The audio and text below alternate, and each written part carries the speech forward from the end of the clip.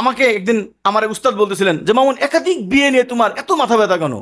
আমি বললাম যে হুজুর, আমার তো 4টা বউ হয়ে গেছে, আমার তো 4 বিয়ে করার জন্য এত ওয়াজ করার দরকার নেই। কিন্তু আমি দেখেছি যে একাধিক বিবাহর জায়গাটা মুসলিম উম্মাহ ইমানের বড় ঘাটতির জায়গায় আছে। আপনি যদি বিবি খাদিজার মতন অবস্থান নিতেন যে ঠিক আছে, আমি এই ভাড়া করে পোলাপান নিয়ে আসবো না, আমার টাকা আছে, আমি একটা কলেজের পোলাকে বলবো যে আমি তোমাকে বিবাহ করব, তার বয়সে ছোট হলে কি সমস্যা, কলেজের পোলা, তার ইনকাম নাই, আপনি একজন বিধবা নারী, আপনি তাকে বিবাহ করে ফেলেন, আপনি তাকে প্রত্যেক মাসে হাত খরচ 5,000 টাকা দিয়ে দেন, সেও ইনকাম ছাড়াও আপনাকে বউ হিসাবে পেলো, আপনিও এই বয়সে একটা ইয়াং ছেলে পেলেন, সুন্দর সংসার করেন। এটাই তো সংসার করেছিল আমার নবীজি আর বিবি খাদিজা। বললেই হবে, কিন্তু সমাজ মানবে না, তার পরিবার মানবে না, তার ছেলে সন্তান যারা আছে তারা মানবে না। এই জন্য এই বেচারি কি করে, সে তার যৌবনের হেফাজত আর করতে পারে না, সে বাধ্য হয়ে কোনো সময় দেওরের সাথে করে, কোনো সময় খালাতো ভাইয়ের সাথে, কোনো সময় খালাতো বোনের সাথে, কোনো সময় কলিগের সাথে, কোনো সময় তো না পেরে বেশি যদি সুপি হয়, মানে কারোর কাছে ডিসপ্লে করবে না, তাহলে ওই কোনো এক আননোন কোনো এক ছেলেকে ধরে নিয়ে আসবে, বাস থেকে আবার টাকা দিয়ে বিদায় করে দেবে। দায়ভার কার? এই নারীগুলোকে এই জায়গায় নিয়ে আসছে কে? সমাজ, এই গন্দা সমাজ, এই নোংরা সমাজ, এই সমাজের মধ্যে। এবং দোষী আমরাও, কারণ আমরা আমাদের মানুষকে দিন বুঝিয়েছি, কিন্তু এই জায়গাগুলো তাদেরকে স্পষ্ট করে দেয়। মোহতারাম হাজিরিন, তো আমি যে বিষয় নিয়ে কথা বলতে চাচ্ছিলাম, এটা হলো ইমানের জায়গা। এই জন্য আমি প্রত্যেক পুরুষ এবং নারীদেরকে করজোর আবদার করে বলবো যে ভাই, আপনি যদি একাধিক বিবাহ না করেন আমার কোনো আপত্তি নাই, কিন্তু আপত্তি এক জায়গায়, একাধিক বিয়ে না করে যদি আপনি গুনাহ করেন তাহলে আপনার জন্য একাধিক বিবাহ করা ফরজ। যে স্ত্রী থাকার পরেও পর্নোগ্রাফি দেখতে হয় কোনো কোনো সময়, সবসময় খারাপ হওয়ার জন্য না, স্ত্রী অসুস্থ বা যে কোনো কারণে আপনার যদি পর্নোগ্রাফি দেখতে হয়, আপনার যদি আরো কিছু দেখার ইচ্ছা হয়, আপনার যদি জেনা করার ইচ্ছা হয়, আপনার যদি লাওয়াতাত হয়ে যায়, তাহলে আপনার জন্য একাধিক বিবাহ করার যদি সামর্থ্য থাকে তাহলে ফরজ। আর যদি সামর্থ্য না থাকে আপনি সর্ব অবস্থায় রোজা রাখবেন। আর সামর্থ্যের যে ব্যাপারটা আমার কাছ থেকে বুঝে নেবেন। আমরা যে সামর্থ্যের কথা বলি, এই সামর্থ্য ইসলামে না। আমরা বলি না ভাই তোমার কয় টাকা ইনকাম, আমি বলি ভাই বউ সালাত ইনকাম লাগে না। বলে কেন? হযরতে আল্লাহ রসুলের ঘরে 9টা বিবি থাকতো, আমরা সবাই জানি 2.5 মাস সে বাড়িতে চুলা নাই। আল্লাহ রসুল কি জুলুম করেছে স্ত্রীদের উপরে? হযরত সাহাবা একরাম মনে হয় 3 দিন ক্ষুধার্ত পেটে বের হয়ে চলে আসছে, ঘটনা শুনি না? ওই সময় তো ওনার বাড়িতে 4টা স্ত্রী। ভাই 4 জন স্ত্রী মানে এটাই না যে তাকে 50,000 টাকা দিতে হবে। 4 জন স্ত্রী বিবাহ করা মানে আপনি 4টা নারীর মৃত্যু পর্যন্ত দায়িত্ব নিয়েছেন, তার অসুখ বিসুখ, তার সতীত্বর হেফাজত, আপনি সবকিছু নিয়েছেন। টাকা এটা আপেক্ষিক বিষয়। কারো 4টা স্ত্রী চালাইতে কারোর 2 লাখ টাকাও খরচ হতে পারে, কারোর 60,000 খরচ হতে পারে, কারোর 20,000 খরচ হতে পারে, কারোর এমনও হতে পারে কোনো খরচই হবে না। আমার এক বন্ধু আছে, তার 4টা স্ত্রী। আমি বললাম ভাই আপনি কেমনে চালান? কয় ভাই আমি নুরানি মক্তবে পড়াই, আমার বেশি ইনকাম না, 8,000 টাকা ইনকাম। তা আপনি কিভাবে চলেন? কয় আল্লাহ আমাকে এমন একটা উপকার কি করছে। আমি প্রথম বিয়েটা যিনি করছি উনি এক জায়গার টিচার, উনি আমাকে বলছে যে তোমার আমার কোনো টাকা দেওয়া লাগবে না, তোমাকে আমি প্রত্যেক মাসে 5,000 করে টাকা পাঠাবো, তুমি ঠিকঠাক মতো আসো। আর একজন দ্বিতীয় স্ত্রী যে উনি একজন আর্মি রিটায়ার্ড অফিসারের মেয়ে, সে তার আমি ওনাকে বললাম যে আঙ্কেল আপনার মেয়ে তো দ্বিতীয় স্ত্রী হিসাবে বিয়ে করছেন, তো আপনার কোনো সমস্যা? না, সমস্যা কোথায়, আমি তো হাজি সাহেব মানুষ। তো বলছে আমার মেয়ে 3 তলা বাড়ি, আমার মেয়ের নামে বাড়িটা লিখে দিয়েছি, আর আমার পেনশনটা মেয়ের নামে দিয়ে দিছি। জামাইকে বলছে জামাই তুমি আমার মেয়ে নিয়ে টেনশন করা লাগবে না, এটা দিয়ে হয়ে যাবে, এজন্য ওখানে আমার টাকা দেওয়া লাগে না।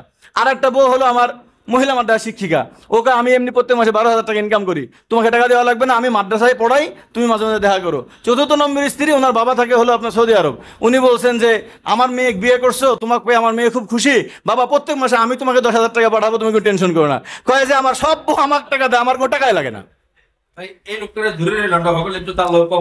বুঝতে পারছেন বিষয়টা? তাহলে দেখেন না, আপনার হাসেন না, আমি বুঝাতে চাচ্ছি কি যে ভাই একাধিক বিবাহ মানেই যে আপনার অনেক টাকা লাগবে, বিষয়টা এরকম না। এটা যদি আপনার আল্লাহ কপালে থাকে তাহলে আল্লাহ তাআলা বলেন, নবী করিম সাল্লাল্লাহু আলাইহি ওয়াসাল্লাম প্রথম বিয়ে করছিলেন কয় টাকা নিয়ে? আল্লাহ তাআলা খাদিজাকে দিয়ে দিছে। বুঝে আসছে? আমাদের দেশের বহুত পুরুষরা আছে যারা বেকার, বেকার ছেলেরা বিয়ে করতে পারতেছে না। আমি পরামর্শ দেই যে আমাদের দেশের মধ্যে বহুত ডিভোর্স এবং বিধবা নারী আছে যাদের বয়স হয়ে গেছে, 2-3টা বাচ্চা আছে, তারা এখন তার বাড়ি ছেড়ে যেতেও পারবে না, তার নিজস্ব ফ্ল্যাট, নিজস্ব ইনকাম আছে, প্রত্যেক মাসে 20,000 30,000 টাকা তার ইনকাম আছে। এইরকম বহুত নারী আছে জানেন বাংলাদেশে, যারা টাকা দিয়ে ছেলে ভাড়া করে। টাকা দিয়ে নারীরা ছেলে ভাড়া করে, এরকম নাই? উত্তরা, বনানী, পুরা বাংলাদেশে এরকম লাখের উপরে নারী পাওয়া যাবে যারা টাকা দিয়ে ছেলে ভাড়া করে নিয়ে আসে।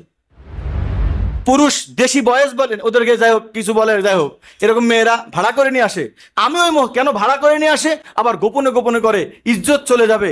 আমি বলি মুহতারামা, আপনি যদি বিবি খাদিজার মতন অবস্থান নিতেন যে ঠিক আছে আমি এই ভাড়া করে পোলাপান নিয়ে আসবো না, আমার টাকা আছে, আমি একটা কলেজের পোলাকে বলবো যে আমি তোমাকে বিবাহ করব, তার বয়সে ছোট হলে কি সমস্যা, কলেজের পোলা, তার ইনকাম নাই, আপনি একজন বিধবা নারী, আপনি তাকে বিবাহ করে ফেলেন, আপনি তাকে প্রত্যেক মাসে হাত খরচ 5,000 টাকা দিয়ে দেন, সেও ইনকাম ছাড়াও আপনাকে বউ হিসাবে পেল, আপনি ওই বয়সে একটা ইয়াং ছেলে পেলেন, সুন্দর সংসার করেন। এটাই তো সংসার করেছিল আমার নবীজি আর বিবি খাদিজা। এটা আর বুঝে আসবে না।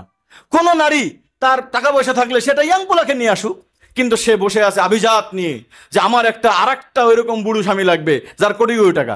আপনার কোটি কোটি টাকা, আপনাকে পাগল যে বুড়ো আনতে গিয়েছেন, আপনার কোটি কোটি টাকা, আপনি একটা যুবক পোলাকে বল যে আমি তোমাকে মোহর দেওয়া লাগবে না, আমি তোমাকে হাদিয়া দিব বিবি খাদিজার মতন, আমার একটা বাড়ি তোমার নামে লিখে দিব। বলেন তো যারা বেকার পোলাপান রাজি হবে কি হবে না? বাংলাদেশে 2-1 বেকার পোলা কি পাওয়া যাবে না এরকম বিয়ে করতে তৈরি আছে? বললেই হবে। কিন্তু সমাজ মানবে না, তার পরিবার মানবে না, তার ছেলে সন্তান যারা আছে তারা মানবে না।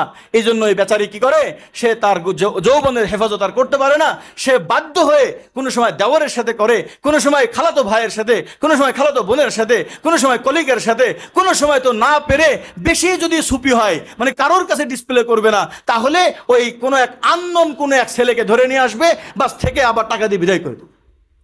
দায়ভার কার?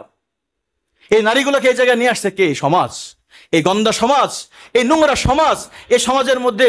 এবং দোষী আমরাও, কারণ আমরা আমাদের মানুষকে দিন বুঝিয়েছি, কিন্তু এই জায়গাগুলো তাদেরকে স্পষ্ট করে দেয় না। আমরা সবাই শুধু এটা খুব মনে আছে, আমি এটার উত্তর দিব ইনশাল্লাহ, আপনারা ধৈর্য ধরবেন, যে বিবি খাদিজা থাকা অবস্থায়, প্রথম বউ থাকা অবস্থায় আল্লাহ রসুল তো আর বিয়ে করেনি। এটা আমি সুন্দর জবাব দিব, আগে দিয়েছি।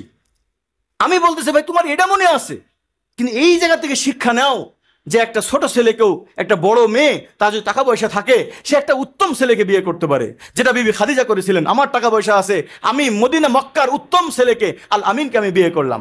এরকম যদি আমাদের দেশের ডিভোর্সি বিধবা যাদের বাপের কোটি কোটি টাকা আছে, আমি চিনি অনেক কোটিপতিদের যাদের মানে পুরো বাংলাদেশব্যাপী যাদের টাকা পয়সা ছড়িয়ে আছে, তাদের পরিবারে 12টা-13টা নারী ডিভোর্সি পড়ে আছে। কেন?